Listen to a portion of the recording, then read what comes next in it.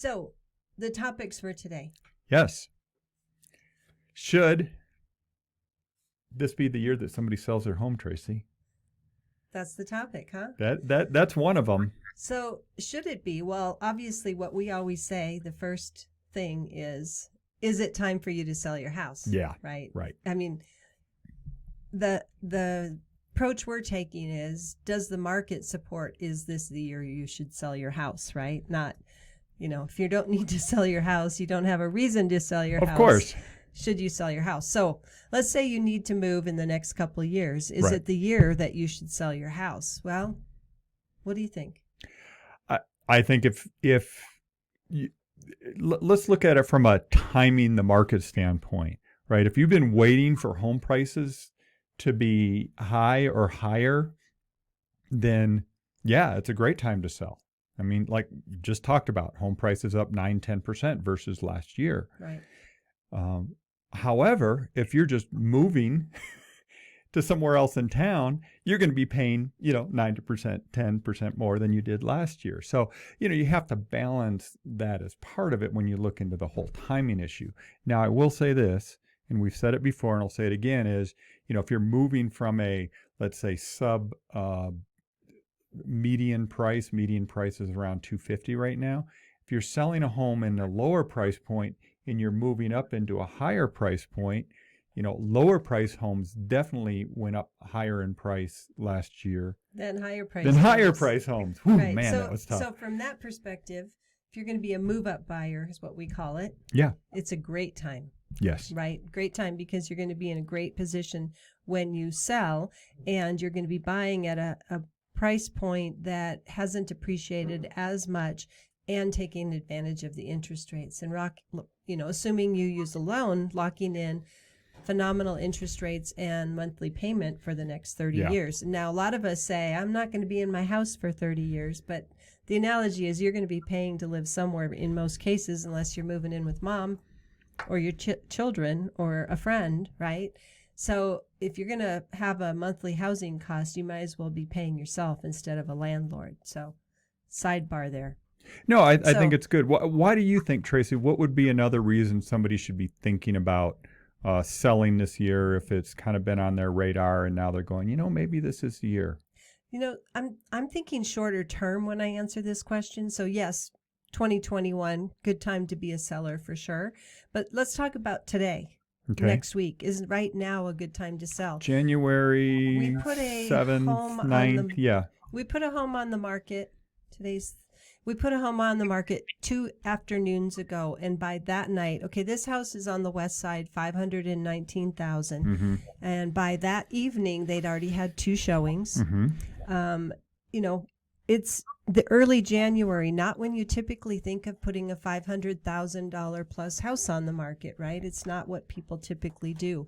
But there's a lot of activity on that property, and next time we're on the radio, we'll probably be saying that house sold, right? Yeah. So right now is a good time, because the springtime, come March, April, May, there will be more homes on the market. We still won't have enough on the market, but there will be more homes on the market competing for your buyer. So getting it on right away before the market gets hotter, Mm-hmm. I think is advantageous to sellers right now. So if somebody's going to sell this year, Tracy, what do you think? I mean, what are let's say give 3 things that they should be thinking about if they're going to be selling their home this year? One of them would be to present it like a model home as best you can. Get our advice. Help us. Let us get you staging. Somebody to give you advice if you need it on how to present your home so that you get top dollar. And then pricing your home right would be number 2. Pricing your home right, even in this market, is critical. We have seen it over and over the last couple of months, Tego, where somebody says the market's hot. I think I can get more than what the statistics are showing. And what we've seen most times is they end up price reducing, chasing the market downward. And then their house has been on the market for a month, and buyers are like, what's wrong with this house? It's not sold. If it hasn't sold in 5 days, there must be something wrong with Right. it. Yeah, so they're getting ahead of market appreciation. And so Right. you want to be careful about that. And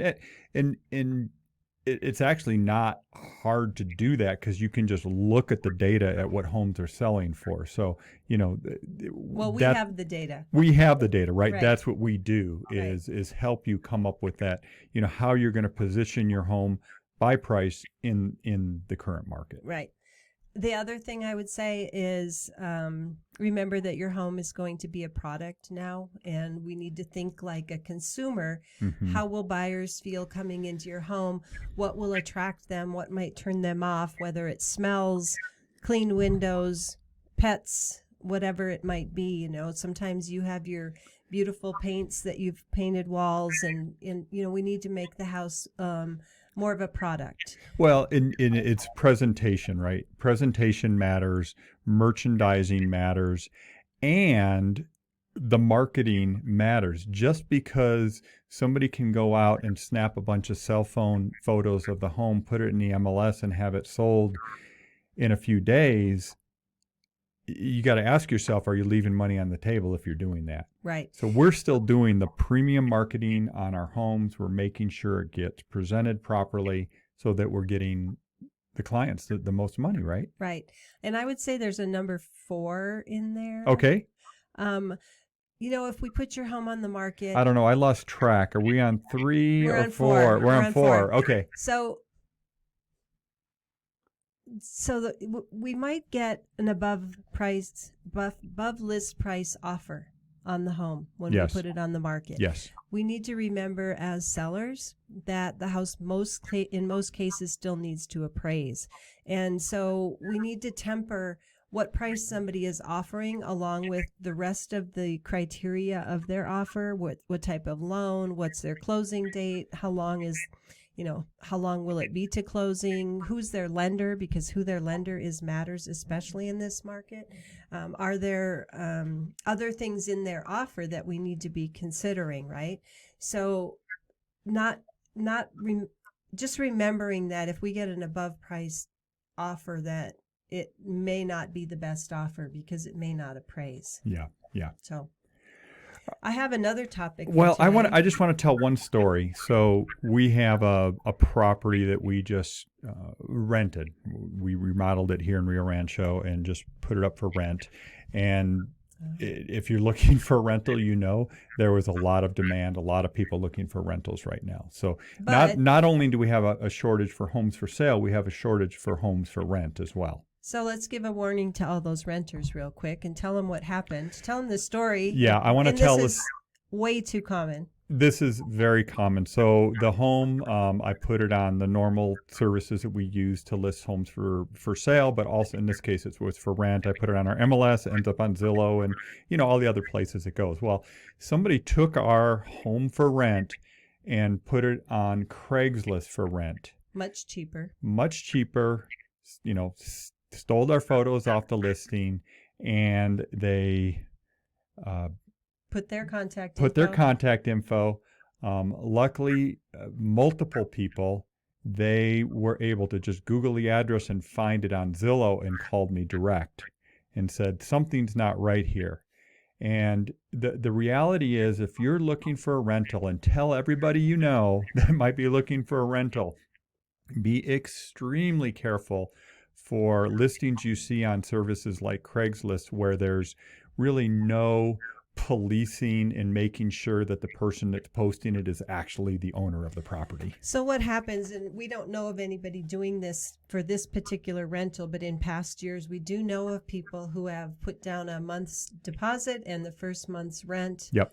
To somebody who's not the owner that you never hear from again. And that's really tragic because oftentimes when you're moving from one rental to another, money is scarce. You don't want to lose 2 months worth of the money that you needed for housing. So be careful with who you're renting from. Yeah. And there's great property managers in Albuquerque. Oh, yeah. If you need the name of a great property manager, you can call us or Google property managers Albuquerque and call them individually. I think it comes down to the basic rule was if it looks too good, it probably is not, right? It's probably not real. But the And next scam could be it doesn't look too good. that's true. And they say we'll meet you and give you keys as soon as you pay us on PayPal or whatever. Exactly. So just again, tell all your friends if they're looking for rentals, be really careful. And it's unfortunately, like I say, there's very little policing on it. And the problem is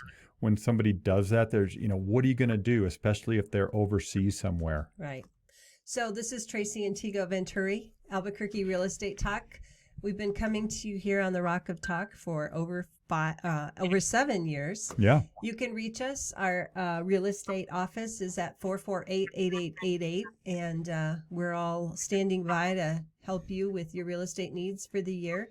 If you have any specific questions or topics you'd like to see us cover on the radio, let us know. Yeah.